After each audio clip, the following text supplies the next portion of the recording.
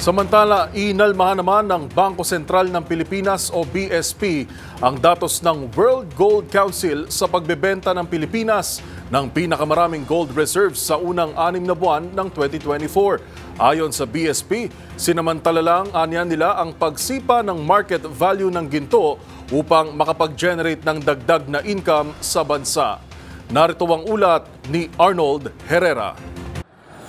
Dinipensahan ng Bangko Sentral ng Pilipinas o BSP ang pagbebenta nito ng pinakamaraming gold reserves sa unang 6 na buwan ng taong 2024. Sa datos mula sa World Gold Council, umarangkada ang Pilipinas sa pagbebenta ng ginto na umabot sa halos 25 tons mula noong Enero, dahilan para bumaba ang holdings natin sa 134.06 tons. Ayon sa BSP, sinamantala nila ang pagsipa ng market value ng ginto na pumalo sa all-time record high na $2,500 per troy ounce nitong Agosto para makapag-generate ng karagdagang income nang hindi kinokompromiso ang security na hatid ng ginto.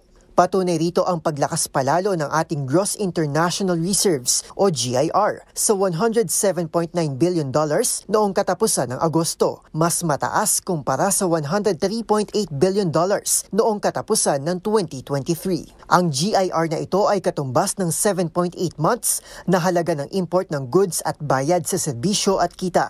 Samantala, nanguna naman sa gold buying spree ang mga bansang Turkey, India at China, kung saan nakapagtala ang Turkey ng 44.74 tons ng gold purchase sa first half ng 2024. Para sa MBC TV Network News, ito si Arnold Herrera. Una sa Pilipinas, una sa Pilipino.